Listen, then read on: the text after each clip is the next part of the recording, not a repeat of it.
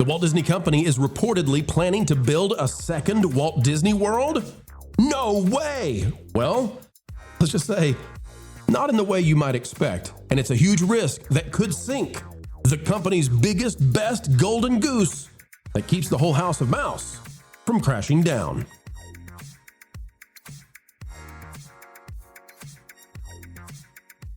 Hello, ladies and gentlemen, boys and girls. And yes, we've convinced Disney to even say those sorts of things. We're talking to you, Monorail.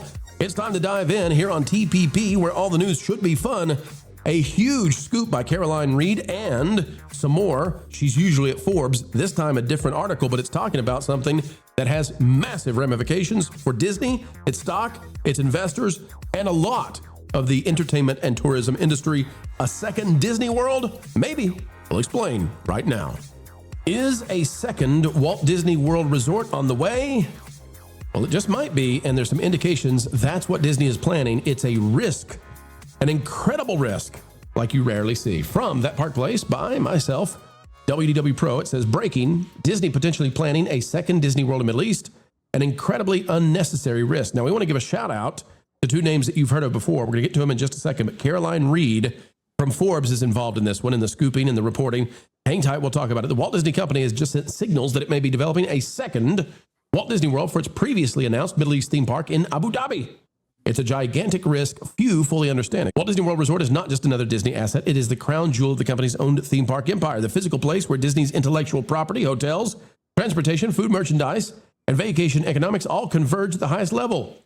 Disney does not publicly break out Walt Disney World's standalone revenue or profit, but it does disclose that its experiences segment generated $36 billion in revenue and almost $10 billion in segment operating income, i.e. profit, in fiscal 2025, with domestic parks and experiences alone contributing $25.1, almost $25.2 billion in revenue.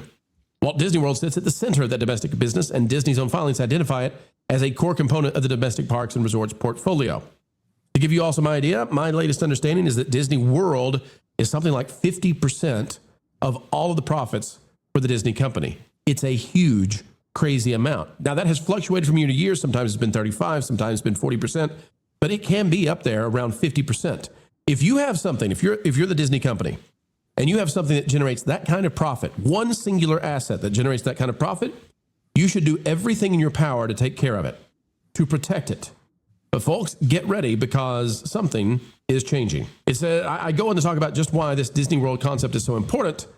And then, here we go. It says, that is why a new article by Caroline Reed and Christian Silt is so audacious and unbelievable, yet likely true. Disney, they note, has registered disneyworldabudabi.com before the Abu Dhabi resort was even announced, raising the possibility that Disney is going to attach the Disney World name to the new project. Now, adding to this, guess what everything on Yas Island is? It's labeled World, Sea World, Warner Brothers World, Ferrari World. And the question now is, since this domain has been registered, disneyworldabudabi.com, since that has been registered, and I'll pull up the article real quick for you too so you can see that.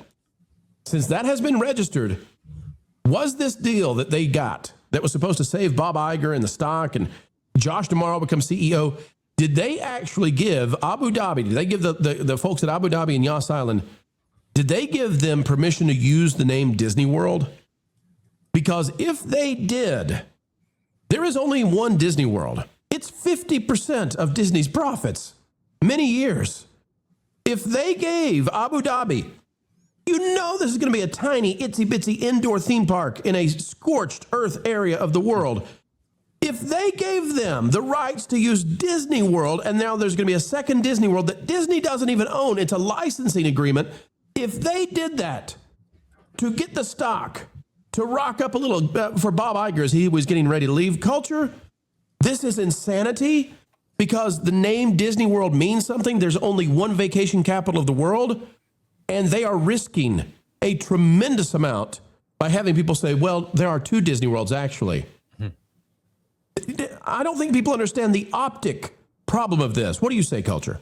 Well, I think it flies in the face of all the park renaming they've done over the last several years. You have to remember, they changed the name formally for all the parks. Disney's this and that. Disney's this and that.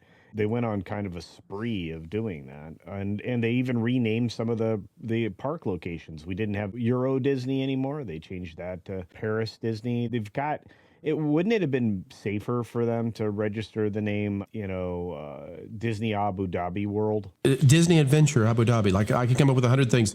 Yeah. Right, if you name it Disney World, they're overusing the word adventure right now, which is They're overusing a lot of things right now. well, the problem is there are lots of Disneylands. There are lots of Disneylands. It denotes that it's a regional thing. And every park is regional except for one.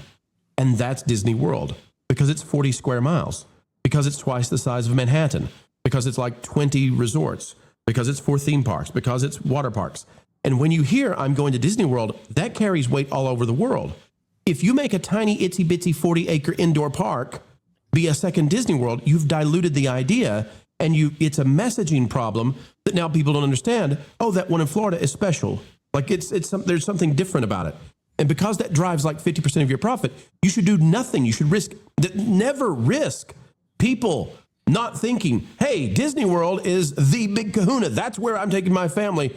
We got to take the kids. We go to Disneyland or we go to Disneyland Paris, but we got to go to Disney World at least once in our life. If there are 2 of them and one of them is absolutely different than the other and tiny and itsy bitsy, you dilute the perception of the public. That's my point.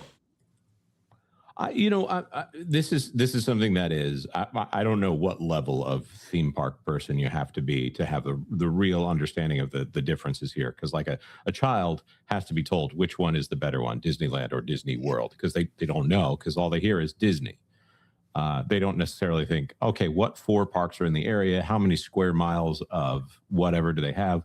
I do know one thing, and that Disney is very lucky, because all they care about at this point on the corporate level is where that stock price goes. And in order for the stock price to go up, they have to announce another theme park. And that other theme park was in Abu Dhabi. How did that get approved? You get somebody with buckets and buckets of money that says, we want to put a park here. And so when those people have buckets and buckets of money and they're going to say yes or no to whatever you throw at them, if they want it to be world because they say world is better. I'm not saying that they're that simple in this, but they do have an aesthetic with Warner Brothers World, SeaWorld, Yas Water World, Ferrari World. If they want to have worlds here and not have a land stick out like a sore thumb, then they're going to get their way, because the man with the gold makes the rules, to quote Aladdin, which I do actually hear they like out there for the most part. That's a way to wrap that one up. This is so risky. And the idea that you not only gave the Middle East and Abu Dhabi and the idea that you made a licensing agreement where you have no control. And now we're finding out, oh wait, you may have also, by every indication, you gave the rights to name it the same thing as your most important asset out there. That's crazy. I mean, that is so short-sighted. And if Bob Iger did this to try to prop up the stock for a little bit, if Josh DeMauro did this to try to capture that CEO position, man, investors should be mad about this. I'm not trying to give stock advice, but this is truly a risky move for the company. It's not. This is not. Hey, as Jonas said, this is not Aladdin, right? This is not Star Wars. This is the biggest part of your entire company, and nothing else is close. Nat, Christian, you have any thoughts on them naming this potentially Disney World and the whole thing being just a really diminished, tiny asset that Disney has no control over?